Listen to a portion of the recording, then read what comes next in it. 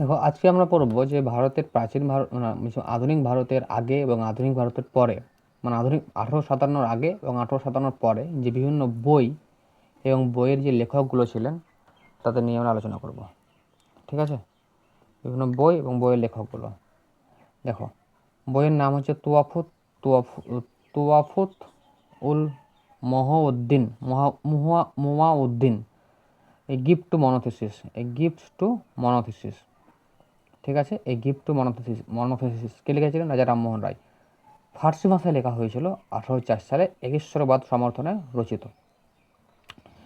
তুয়াফুত উল মুহাউদ্দিন আর percept of Jesus, Raja Rammohan Roy লিখেছিলেন যিশু নীতিকথা নিয়ে। হিস্টোরি অফ ব্রিটিশ ইন্ডিয়া কে লিখেছিলেন? James Mill. প্রথমবার ভারতের ইতিহাসকে হিন্দু, মুসলিম আর ব্রিটিশ এই তিন ভাগে ভাগ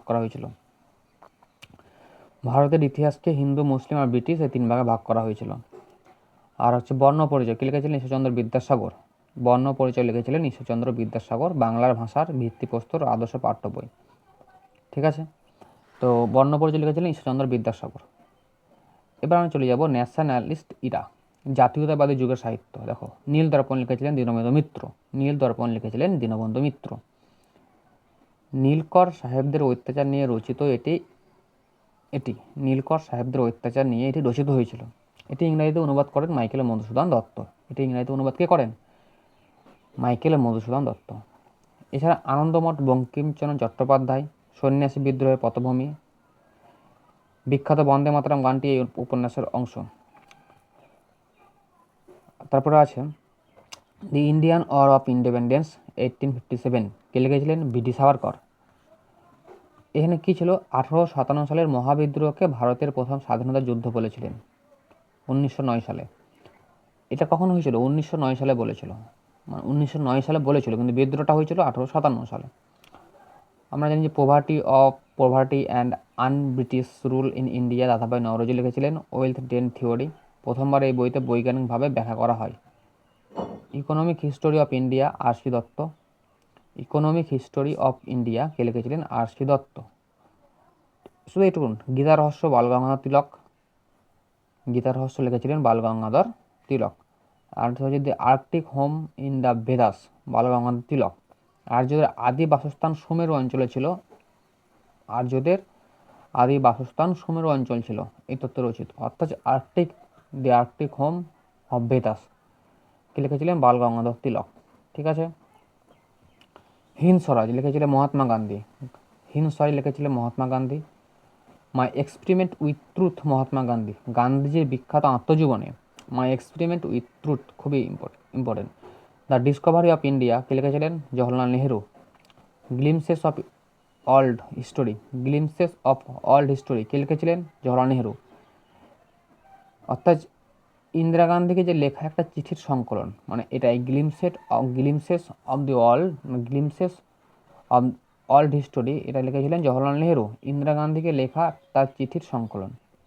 দি ইন্ডিয়ান স্ট্রাগল কে লিখেছিলেন? Subhas Chandra Basu. India wins freedom লিখেছিলেন কে? মৌলানা আবুল কালাম আজাদ। আর India divided doctor Rajendra Prasad. দেশভাগের সমালোচনা ও ভারতের অখণ্ডতা নিয়ে লেখা ইন্ডিয়া ডিভাইডেড কে লিখেছিলেন? ডক্টর রাজেন্দ্র প্রসাদ। আনহ্যাপি ইন্ডিয়া এই বইটা লিখেছিলেন লালা লাজপত রায়। ব্রিটিশ লেখিকা ক্যাথরিন মেয়র মাদার ইন্ডিয়া বইয়ের কড়া জবাব দিয়েছিলেন। তাহলে আনহ্যাপি ইন্ডিয়া লালা লাজপত রায়, মানে ব্রিটিশ লেখিকা ক্যাথরিন মেয়র মাদার ইন্ডিয়া বইয়ের কড়া জবাব, মানে মাদার ইন্ডিয়া বইয়ে দেশদ্রোহিতা নিয়ে কিন্তু হয়তো লিখেছিলেন। হ্যাঁ, সেইটার পাল্টা জবাব দিয়ে লালা লাজপত রায় আনহ্যাপি ইন্ডিয়া লিখেছিলেন। আর এই নেশন ইন মেকিং এই বইটা লিখেছিলেন সুরেন্দ্রনাথ বন্দ্যোপাধ্যায়। প্রতিটা বইয়ের মানে লাইন একটা important. A nation in making কে লিখেছিলেন? সুরেন্দ্রনাথ বন্দ্যোপাধ্যায়। তারপরে দেখো আছে আমাদের life divine, philosophy and social reforms. Life divine লিখেছিলেন অ্যান্ড সাবিত্রী লিখেছিলেন অরবিন্দ ঘোষ। ভারত বর্তমান ভারত লিখেছিলেন স্বামী বিবেকানন্দ। তিনি লিখেছিলেন ভারতের অতীত, বর্তমান ও ভবিষ্যৎ সমাজ ব্যবস্থা নিয়ে প্রবন্ধ, বর্তমান ভারত। আর annihilation of caste, doctor B R. Ambedkar.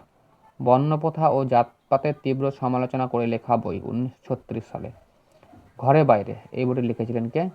ঘরে বাইরে লিখেছিলেন বইটি রবীন্দ্রনাথ ট্যাগর।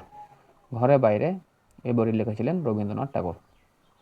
ঠিক আছে, এটা হলো আমাদের বিভিন্ন লেখকের বইয়ের সংকলন। ঠিক আছে, তো আজকের ক্লাস এতটুকুই। নেক্সটে দেখা হচ্ছে পরের ক্লাসে।